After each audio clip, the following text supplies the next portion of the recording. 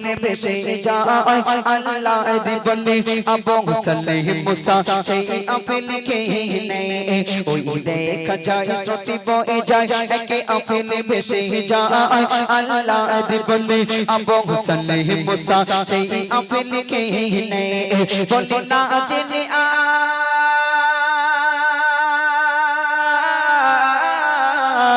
বলে না জেনে আজ ফল খেয়েছি কাঙ্গারি বাগানে বলে না জেনে আজ ফল খেয়েছি কাঙ্গারি বাগানে আল্লাহর বলে আবু সালেহ মুসা যায় তাগার সন্ধানে ওই দেখা যায় স্রোতে বয়ে যায় একে আপেল ভেসে যায় আল্লাহর বলে আবু সালেহ মুসা সেই আপেল খেয়ে নেয় ওই দেখা যায় স্রোতে বয়ে যায় একে আপেল ভেসে যায় আল্লাহর বলে আবু সালেহ মুসা সেই আপেল খেয়ে নেয় সারা দিন চলতে থাকে নদীর পথ ধরে সারা দিন চলতে থাকে নদীর পথ ধরে দেখে একটি গাছের ডালে ঝুলে রাখে নদীর ওপারে সারা দিন চলতে থাকে নদীর পথ ধরে দেখে একটি গাছের ডালে ঝুলে রাখে নদীর ওপারে সেই গাছের মালিক আছে কোথায় খুঁজি তাগারে সেই গাছের মালিক আছে কোথায় খুঁজি তাগারে সেই চাইতে ক্ষমা গেল তখন সেই মালিকের দরে সেই চাইতে ক্ষমা গেল তখন সেই মালিকের দরে বলে বিনা হুকুমে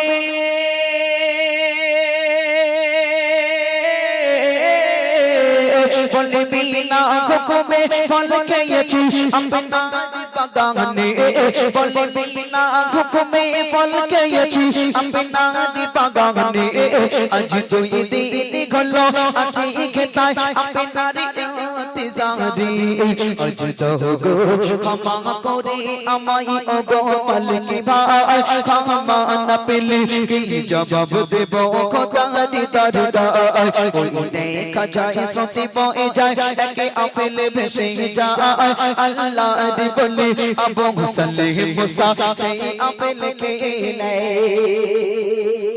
ভেসে যাওয়া আপেল হযরতে আবু সালেহ মুসা জঙ্গি বড় পীরের আব্বা জান ভেসে যাওয়া আপেল খেয়ে পাগলের মতো ছুটতে শুরু করেছেন কোথায় গেলে সেই বাগানের মালিককে পাওয়া যায় কারণ তার কোরআন মনে পড়ে গেল হাক্কুল্লাহি ওয়া হাক্কুল ইবাদ আল্লাহ বলছে আমার হক যারা ফাঁকি দেয় আমি চাইলে ক্ষমা করে দেই কিন্তু কোন বান্দা যখন বান্দার হক ফাঁকি দেয় আল্লাহ বলছে যতক্ষণ বান্দা বান্দার কাছে ক্ষমা না চায় আল্লাহ বলছে আমি ক্ষমা করি না উনি ছুটে ছুটে চলে গেলেন সেই বাগান মালিকের কাছে গিয়ে বললেন হুজুর আমি আপনার গাছের ফল খেয়েছি আমাকে আপনাকে না বলে আজ আপনি যদি আমাকে ক্ষমা না করেন আল্লাহ ক্ষমা করবে না হুজুর আপনি আমাকে ক্ষমা করে দেন বাগান মালিক মনে মনে বলে কি সর্বনাশ কত ছেলে পেড়ে খেয়ে নেয় আরে পড়ে পেয়ে খেয়েছে আবার 5 করোড় দূরে হেঁটে হেঁটে ক্ষমা চাইতে এসেছে এ ছেলে তো যাই তাই ছিল না নিশ্চয় আল্লাহর বলি হবে তবে কেমন অলি একটু বাজিয়ে দেখা যাক তখন বাগান মালিক কি বলছে শুনুন ওই বাগানে মালিক ভাবে মনে নয় সাধারণ ছেলে ওই বাগানে মালিক ভাবে মনে নয় সাধারণ ছেলে ইনি একে আল্লাহর বলে তাই তো ক্ষমা চাইতে এলো ফিরে ওই বাগানে মালিক ভাবে মনে নয় সাধারণ ছেলে ইনি একে আল্লাহর বলে তাই তো ক্ষমা চাইতে এলো ফিরে বলে করতে পারি ক্ষমা তোমার যদি দাও কথা মহরে বলে করতে পারি ক্ষমা তোমার যদি দাও কথা মহরে এই আপেল বাগানে থাকতে হবে আমার গোলাম হয়ে এই আপেল বাগানে থাকতে হবে আমার গোলাম হয়ে তারি ভুলে সাজা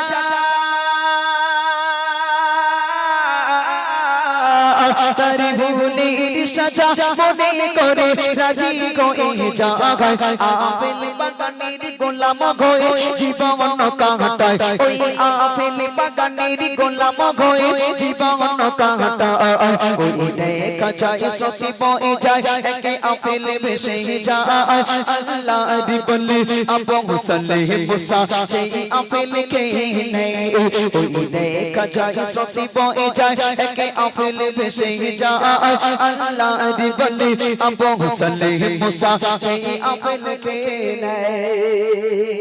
বাগান মালিক বলে শোনো ছেলে, তুমি আমার গাছের ফল খেয়েছো আমাকে না বলে, ক্ষমা আমি তোমার করে দেবো, বাট ওয়ান কন্ডিশন, একটা শর্ত পূরণ করতে হবে। কি শর্ত? আমার বাগানে তুমি গোলামি করবে, যেদিন আমি তোমার প্রতি সন্তুষ্ট হব খুশি হব সেই দিন আমি তোমার ক্ষমা করব। উনি রাজি হয়ে গেলেন, গোলামি করতে শুরু করেছেন। কোন কোন লেখক লিখেছেন 12 বছর গোলামি করেছেন, কেউ কেউ লিখেছেন 3 বছর গোলামি করে আবার গিয়েছে হুজুর আমি আবু সালে এসেছি। আজ দেখতে দেখতে 3টি বছর পার হয়ে গেল, আমি আমার মাকে দেখি না, আমার মা আমাকে দেখে না। হুজুর আমার মা আমার জন্য ইন্তজার করছে, আমাকে এবার বাড়ি যেতে দেন, আমাকে ক্ষমা করে দেন, আমি বাড়ি যাই। বলে ছেলে, বাগান মালিক বলে শোনো বাবা, তোমাকে কথা যখন দিয়েছি ক্ষমা করে দেবো, বাট লাস্ট কন্ডিশন, আরেকটা শর্ত পূরণ করতে হবে বাবা। তুমি আমার বাগানে গোলামি করেছো, তোমার প্রতি আমি খুশি হয়েছি, কথা দিয়েছি ক্ষমা করে দেবো, বাট লাস্ট কন্ডিশন, একটা শেষ শর্ত পূরণ করতে হবে। কি শর্ত? বাগান মালিক কি কঠিন শর্ত দিচ্ছে, কবি লিখছে শোনান।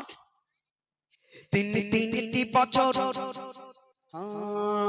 তিনটি বছর, তিনটি বছর পরে আবার গেল মালিকের দ্বারে, তিনটি বছর পরে আবার গেল মালিকের দ্বারে, বলে দাও গো ক্ষমা করে আমার যাব ঘরে ফিরে।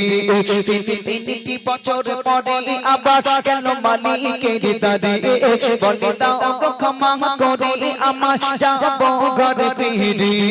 এবারে মালিক বলে ক্ষমা করে দেব তোমারে, এবারে মালিক বলে ক্ষমা করে দেব তোমারে, এবারে মালিক বলে ক্ষমা করে দেব তোমারে, আমার মেয়েকে তোমায় বাবা করতে হবে বিয়ে, আমার মেয়েকে তোমায় বাবা করতে হবে বিয়ে, সে মেয়ে কানা ঘোড়া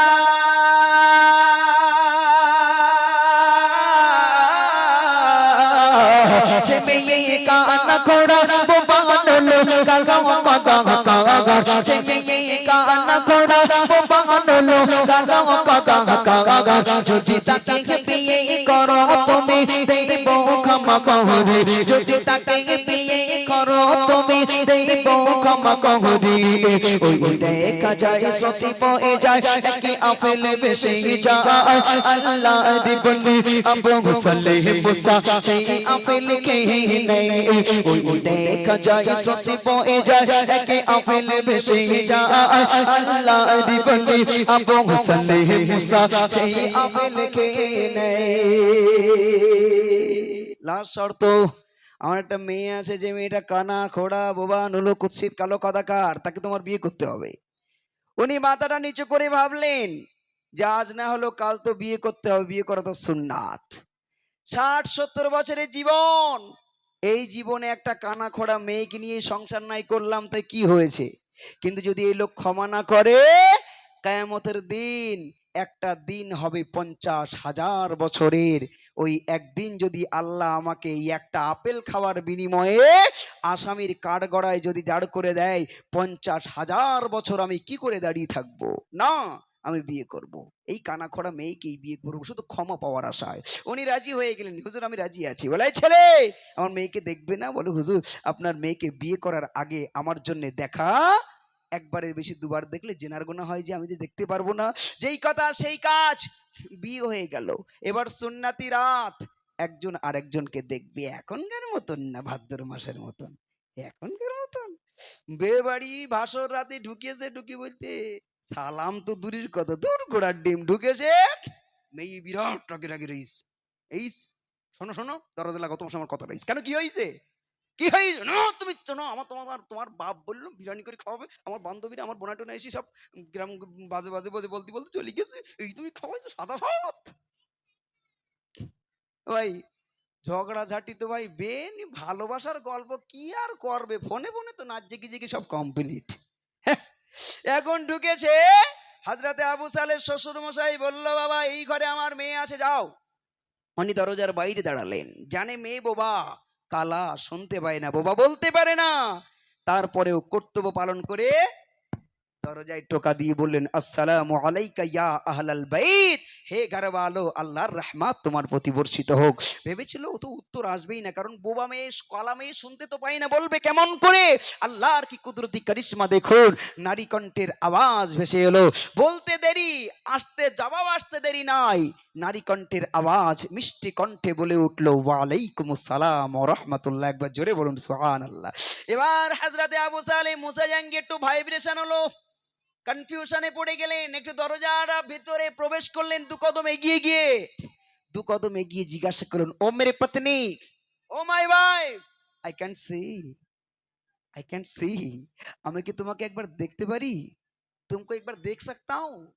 মেয়েটা খাট থেকে নামলেন, গুটি গুটি পায়ে আবু সালেম মুসা জাঙ্গির সামনে দাঁড়িয়ে পায়ে হাত দিয়ে কদম মুছে করে বললেন, ওগো স্বামী, আপনি তো আমার সেই স্বামী, আপনার কাছে আমার জান, আমার মাল, আমার ইজ্জত, আমার আবরু সবকিছু কোরবান, নিশ্চয়ই আপনি দেখতে পারেন। বলে যেই না নিজের ঘোমটা নিজে নিজে তুলেছে, হযরতে আবু সালেম মুসা জাঙ্গি নিজের বউয়ের মুখ দেখে বিরাট জোরে ঘর থেকে দৌড় মেরে পালিয়ে যায়।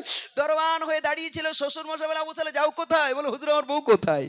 কেন? বলে, বাবা ঘরের ভিতরে যাকে দেখলি সেটা কি তোমার বউ নয়? বলে, কেমন করে হয়? আপনি তো বলেছিলেন আপনার মেয়ে কানা, আপনার মেয়ে খোড়া। বোবান হলো কুৎসিত কালো কথাকার।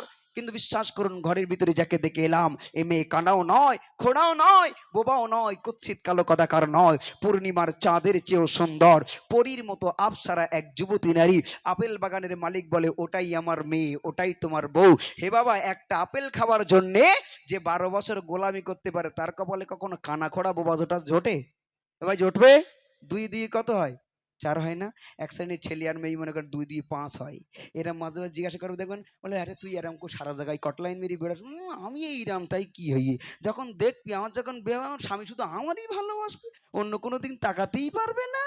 ও বোন, ও গুড়ি বালি, তুমি যদি 12 জায়গায় কটলাইন মারো, তোমার যে স্বামী হবে মিনিমাম 32 জায়গায় বেরিয়ে আসতেস। এটা আল্লাহ রসুলের হাদিস।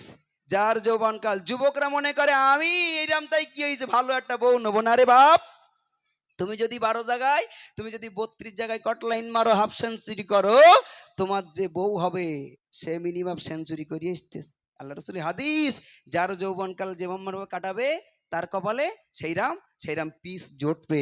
এই জন্য নিজে ভালো হতে হবে, তারপর ভালোর আশা করতে হবে। ভাই, হযরতে আবু সালের শ্বশুর মশাই বলল, আমার মেয়ে জীবনে 2 চোখ দিয়ে বেগানা নারী পুরুষের মুখ দেখিনি, বেগানা পুরুষের মুখ দেখিনি, তাই বলেছিলাম অন্ধ।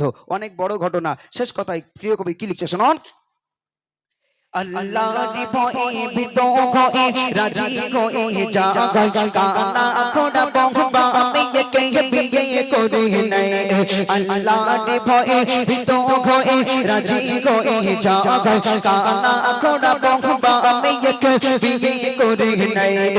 বাসরি ঘরে বউকে দেখে সে ঘর ছেড়ে পাগলা গায়, বাসরি ঘরে বউকে দেখে সে ঘর ছেড়ে পাগলা গায়। বলে, এত অপরাধ সুন্দরী নারী আমার বহুত নয়, বলে, এত অপরাধ সুন্দরী নারী আমার বহুত নয়। বলে, সাইফুদ্দিন আমিনী,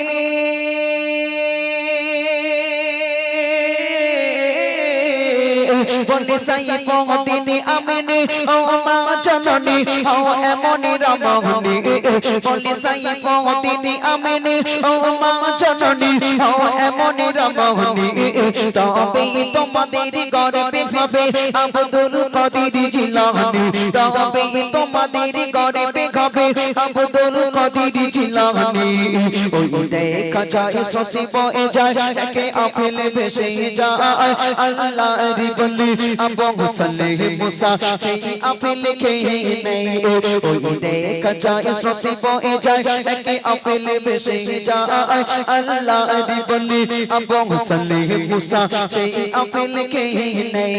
আল্লাহর বলি আবু সালেহ মুসা সেই আপেল খেয়ে নেয়।